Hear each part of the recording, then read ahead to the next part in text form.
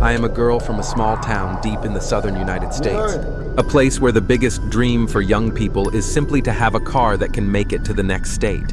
Every day I lived in the simple loop of life, mornings making coffee, evenings standing on the front porch watching the sunlight fade over the faraway cornfields. To me, the world back then fit neatly within a 30-mile radius around home. And then one day, I met him, a man who carried a promise of freedom, of endless highways, of nameless cities, and of a way of life I had never dared to dream of, becoming the companion of a long-haul truck driver. He said, "America isn't like in the movies. It's strange, intense, and sometimes very beautiful." I believed him, and I went.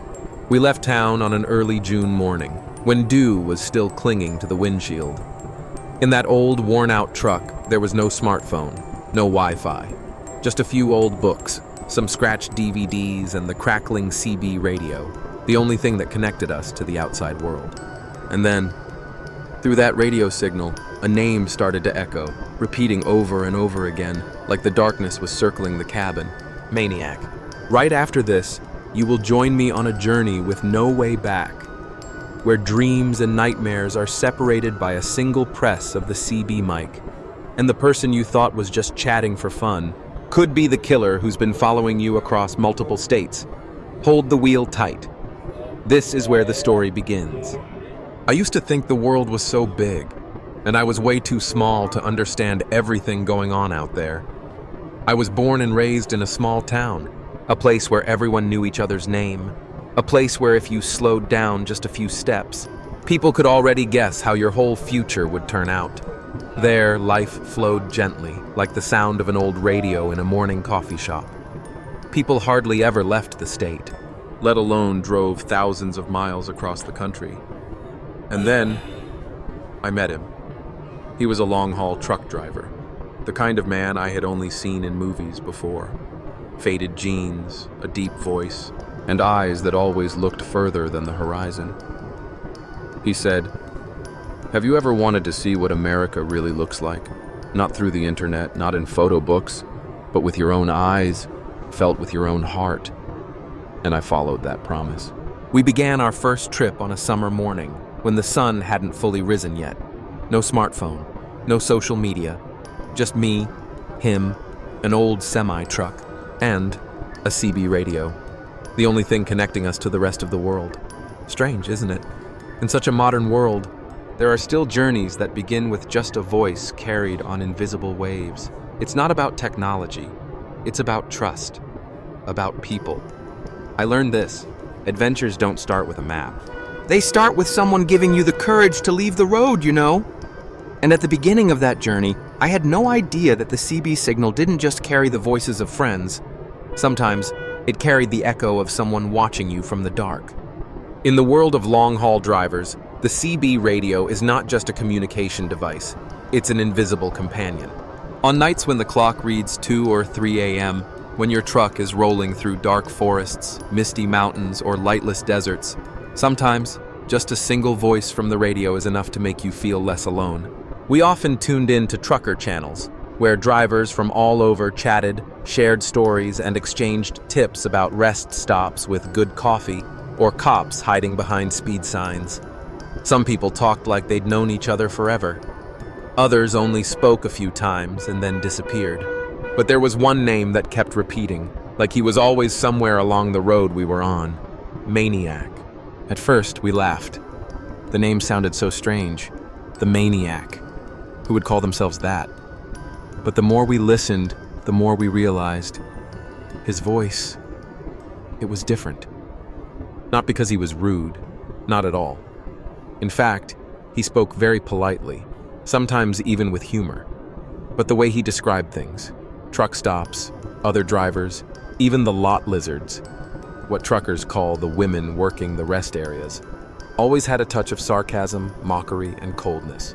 I still remember once, someone joked about the rumor of a killer operating along the interstate. He laughed, then said, "If he's real, he must want to get caught. All that blood. No one checks their truck before leaving the lot?" Everyone went silent. So did I.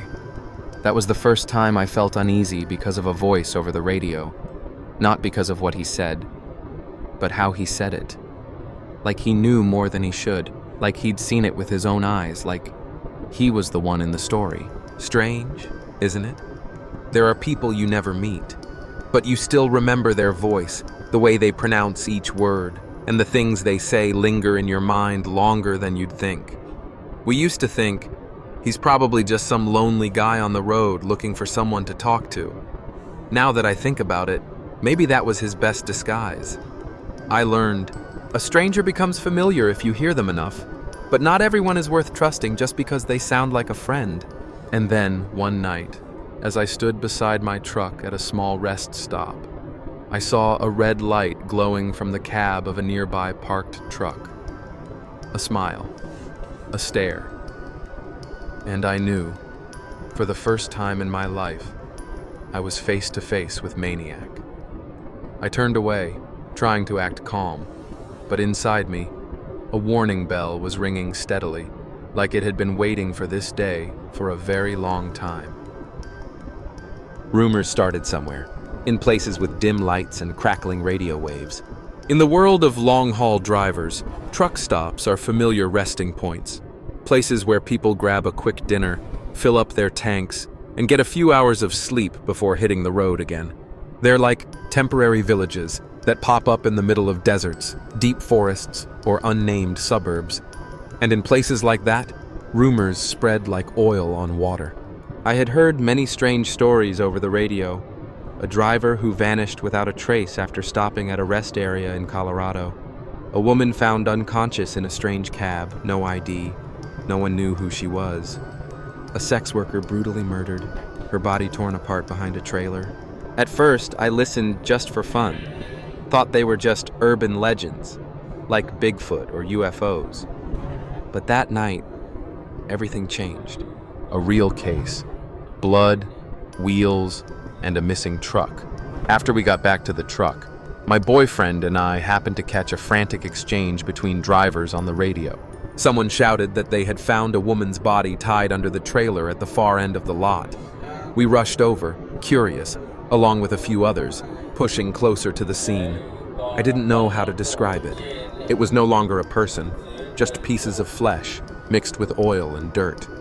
The truck had already left that morning, and the driver, a middle-aged man, gentle, probably never even heard a fly, was sitting in the back of a police car, crying like a child.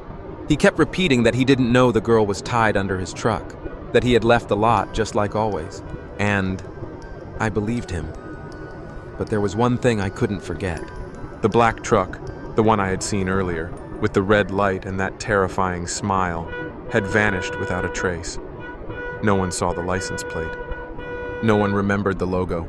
Only me, and those eyes behind the curtain. I knew. It was him. Maniac. Not every killer uses a knife. Some just watch and wait, and sometimes they let others do the killing for them. For weeks afterward, I couldn't sleep soundly anytime we stopped at a rest area. I kept thinking about that girl, about the red light, about the sobs of that innocent man. But then, 3 months passed. 3. We kept driving, trying to get things back to normal, until one night, when we stopped at a small rest area just outside New Orleans. Only 2 other trucks were in the lot, cold wind, dim lights, and then the radio came on. "Hey, you two, long time no see. Still traveling together? Keep her safe. I wouldn't want another victim." That voice came from the old CB radio in the cab, a sound that should have been harmless, but it chilled me to the bone, like I'd just stepped into ice water. My boyfriend and I looked at each other. No one said a word. No need to ask. We both recognized that voice. Maniac. We were parked at a small rest stop, just a few blocks from the French Quarter. No bright signs, no 24/7 convenience stores. Just a patch of rough dirt, 2 flickering light poles like they were about to die, and the humid darkness of the American South. The radio hissed for a few seconds, then his voice returned clearer. "She's still with you, right? I like people who know how to obey, but the ones who don't, they don't deserve to exist." I gripped the armrest so tight my nails dug into my skin. My boyfriend whispered, "Turn it off." I nodded, but in that brief second, I heard the laugh, soft, broken, deranged. A few minutes later, a semi slowly rolled past the front of our truck. It was painted matte black, with a cattle guard up front, dust thick across the windshield. Under the dim light, I clearly saw the bright red letters on the door, Maniac. And then I saw him, the man I had once seen through the curtain. That twisted smile, like his face had been warped by the madness inside. He raised a hand in greeting, then slowly brought the CB mic to his mouth. "You two stay safe now. Not everyone gets a second chance." The truck disappeared into a cloud of dust. I couldn't sleep that night, or for many nights after. I kept wondering, why did he choose us? We had never done anything wrong. We were just two people passing through America, like so many others. And then I understood. Some monsters don't need a reason, they just need an audience. For someone like Maniac, every victim is a masterpiece. Every story is a part of the game. And the fact that we survived, maybe that's what excited him the most. Not every killer hides in the dark. Some walk in broad daylight, wave at you, and tell you to stay safe. Since that day, I started carrying a small knife in my backpack, not because I thought I could fight anyone, but because I wanted to feel like I still had a choice. I stopped listening to CB radio. Every bit of static, every call of anyone there, it all sent chills down my spine. There's one image that still burned into my mind, like a slow, smoldering fire that refuses to die out. It was the first time I saw him. That day, at a small rest stop in West Texas, we parked the truck to rest for the night.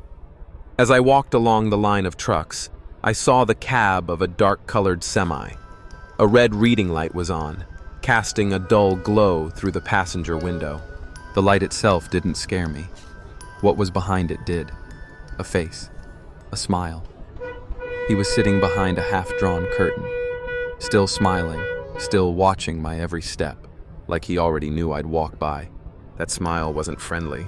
It was very still, very firm, and very wrong. The modern predator doesn't need weapons. Just time I once read somewhere that the best predators never threaten you. They just watch. They study your habits. They wait for you to drop your guard. And when you start to believe nothing bad will happen, that's when they appear. He didn't follow me. He didn't speak. Just a stare, long enough for me to know I was being watched. Why is a stare so terrifying? In everyday life, we brush off strange looks.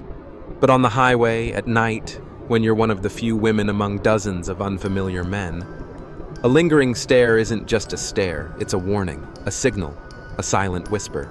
And that red light, what seemed like a reading lamp, turned out to be a quiet sign passed among truckers, that someone is hosting a guest or waiting for one. The lesson I kept from that moment: the best predators don't roar like lions.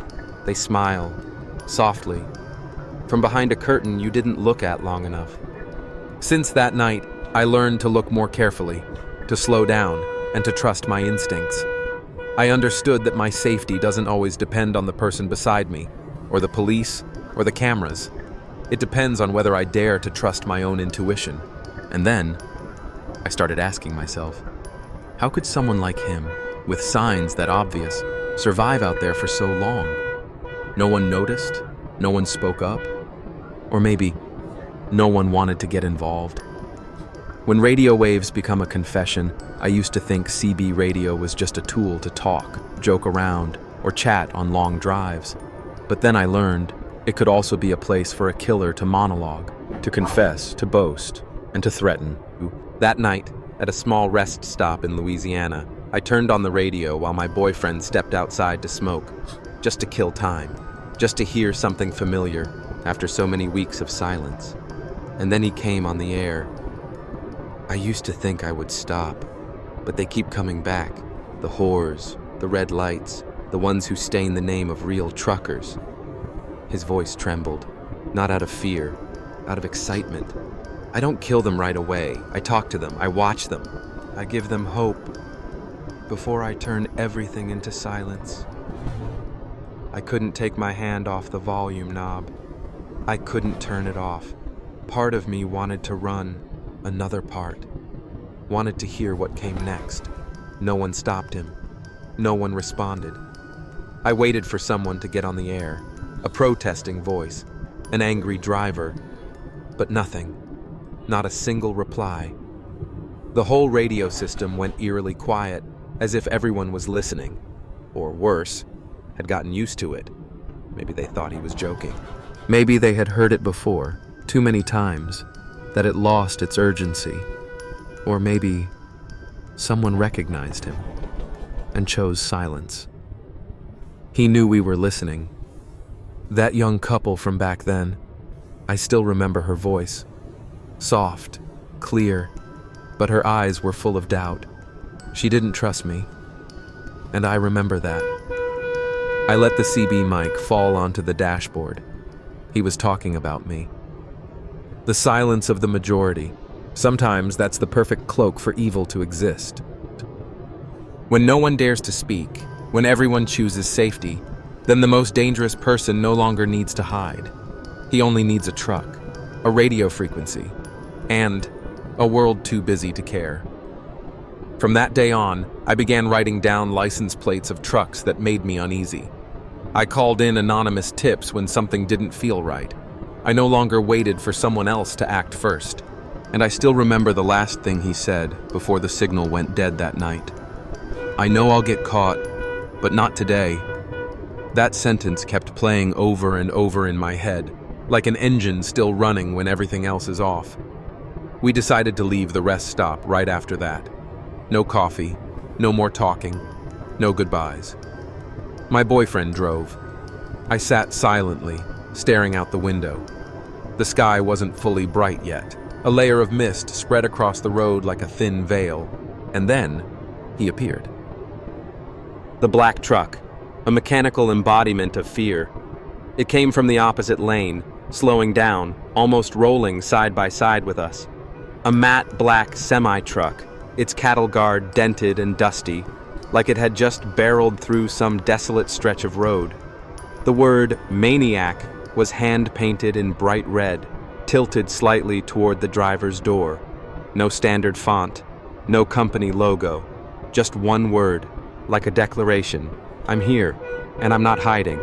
I turned my head, and he was looking at me, not the kind of glance from a stranger passing by, but the stare of someone who had been watching you for a long time, and was now savoring the final scene of a performance. I froze, not because of what he did, but because he didn't have to do anything.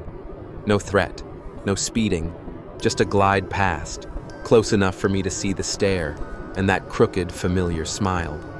He raised his hand to the mic, and through the CB came 3 words. Good luck now. Siwo. No one else on the radio, just him and us. Across thousands of miles of highway, only one frequency kept him alive. A symbol of evil. So simple and blatant, it's hard to believe. People often think the bad guys wear black, hide behind masks, and lurk in shadows. But not always. Sometimes he drives a multi-ton metal machine, matte black dented cattle guard, and slaps his name on it like it's a brand. In American pop culture, trucks have long been tied to quiet fears. In Duel, 1971, a driverless truck chases its prey across miles of road.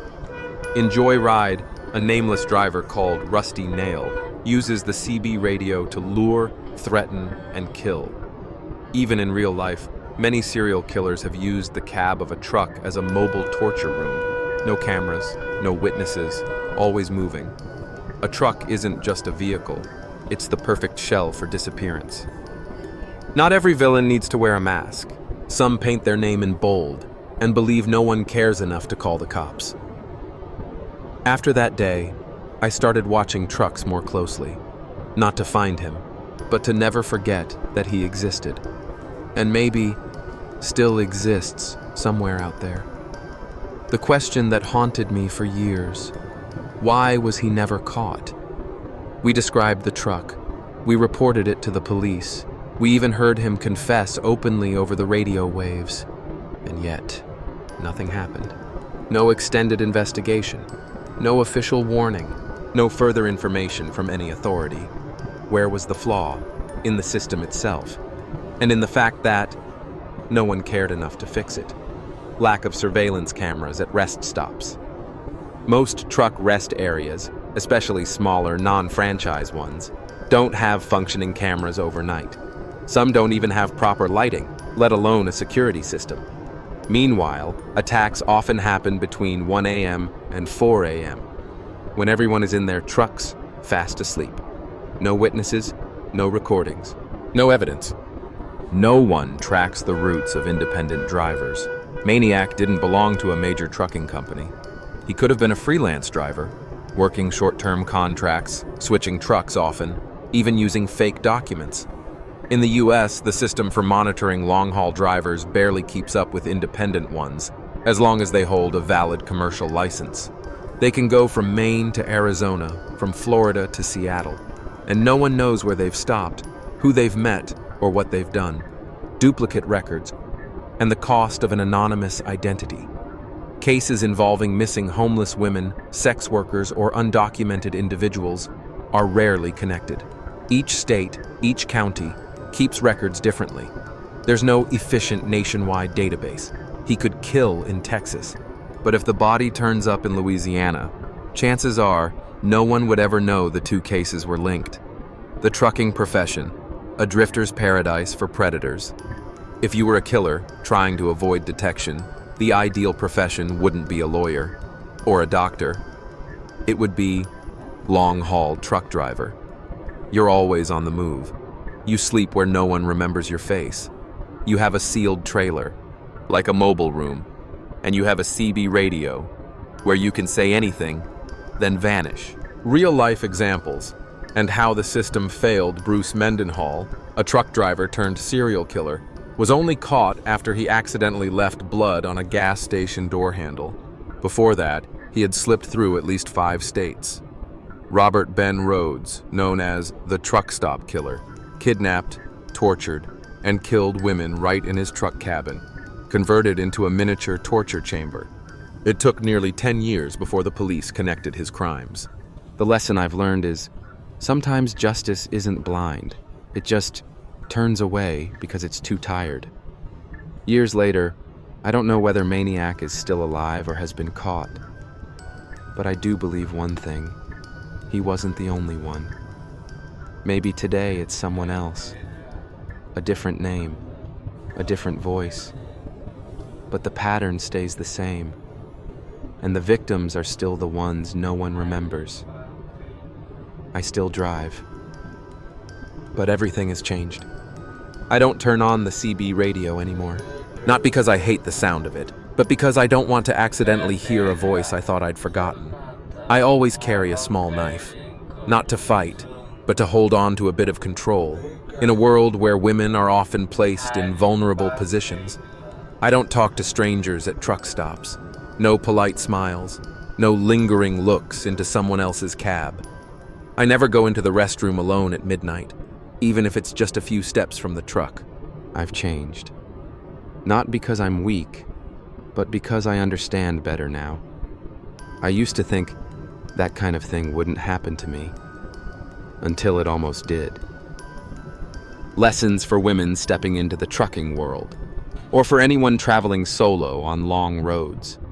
Trust your gut. If someone makes you feel uncomfortable, even if there's no clear reason, leave right away. Don't let the fear of bothering others stop you from being cautious. If you need someone to walk with you to a gas station late at night, ask. Don't try to be strong alone. Always check your surroundings before stepping out of your vehicle. Memorize license plates. Note faces. Write down anything that feels off. Don't overshare on social media about where you are. Not everyone likes your post for harmless reasons. I'm not telling this story to scare anyone. I'm telling it because I wish I had heard these things earlier. PTSD isn't always a clear nightmare. It's the feeling that you never fully relax. It's when you leave the light on in your truck, even when parked among hundreds of others. It's when you flinch when someone taps your shoulder from behind. It's when you stop trusting friends on the radio. I don't know how much longer I'll do this job, but if there's one thing I want others to remember, No one can protect you better than you. And if you ever suspect someone, you might be right. There were signs. I'd seen them. But I brushed them off. A smile that lasted too long. Someone who talked too much about the things they hate. A joke filled with violence. A stare that lingered long after you'd looked away. I used to think I was just being overly sensitive. That if I reacted, I'd make things awkward. That it's probably nothing. But the truth is, sometimes it's something. Here are 5 warning signs you should never ignore. No matter who you are or where you are, they know too much about you, even though you didn't share it. They're watching you, whether it's over the radio or from across a parking lot. They make you feel uneasy for no reason when they're nearby. Trust your instincts. It's a survival mechanism, refined over thousands of years. They make violent or offensive jokes, and watch how you react. That's not a joke. It's a test to see how easy you are to manipulate. They show up repeatedly at places and routes you take, even when unrelated. Coincidences happen once. The second time, it's a choice. They get angry when you don't do what they want, even if it's just declining an invitation. Emotional control is the foundation of respect. Without it, you're not safe. I learned that lesson through silence and through many sleepless nights. I'm not telling this story to spread fear. I'm telling it so you know that sometimes just stopping one step earlier means you won't have to run for your life later. The final lesson I want to share is, when a part of you says, something feels off here, don't rationalize, don't justify, don't apologize, trust it, walk away, and stay safe. If this story awakens something in you, a memory, a feeling, a quiet alarm, leave a comment, share it with someone you care about. And remember, the road may be long, but as long as you stay alert, you'll make it home.